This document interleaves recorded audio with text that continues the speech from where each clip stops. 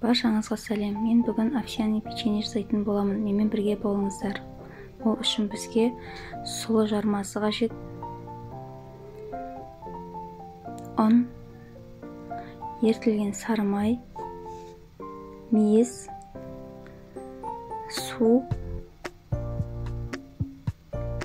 тұз, қант, мед және корица мен разрыхлитель керек.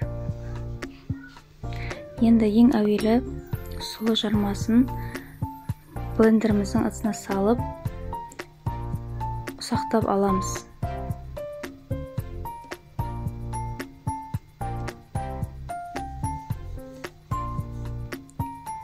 Осындай болу қажет. Енді осыны үлкен ыдысымызға саламыз. Оның үстіне ұнымызды саламыз. Енді осы ұнымыздың үстіне шым-шым тұзымызды саламыз. Содан кейін қантымызды, қопсытқышпен корицамызды салып, жақсылап араластырамыз.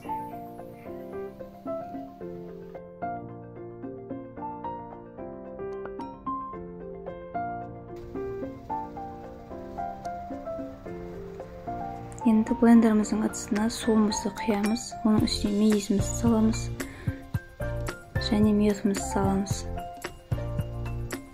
Енді осы қоспаны блендермен езіп аламыз. Осындай қоспа болып шықты. Енді осыны бағанағы сұлы жармамыздың үстіне құямыз. Оның үстіне ертілген сары майды құямыз.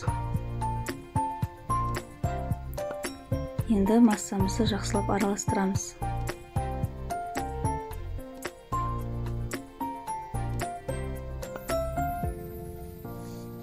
Бұл массаға ванилин қоссаңыздар да болады.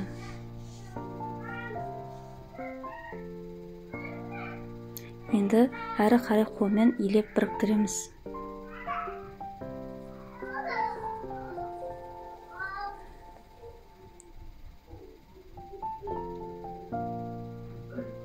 Бізде осындай масса шығу қажет.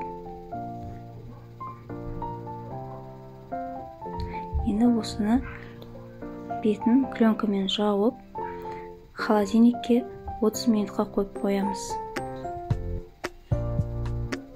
Холодильниктен алдық, енді осыны домалақтап формасын жасайтын боламыз.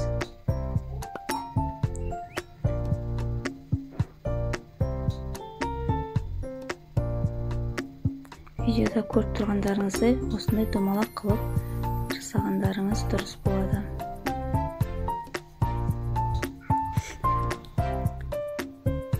Міне біздің овсяный печеньелеріміз дайын болды. Енді осыны қызып тұрған пешке 5-10 минутқа салып аламыз. Одан ұзақ тұрса печеньелеріміз тастай болып қалады.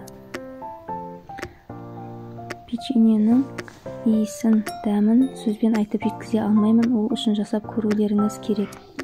Осындай жұмсақ болып шығады. Менімен бірге болғандарыңызға рахмет, сіздермен бірге болған ардақ. Сау болыңыздар.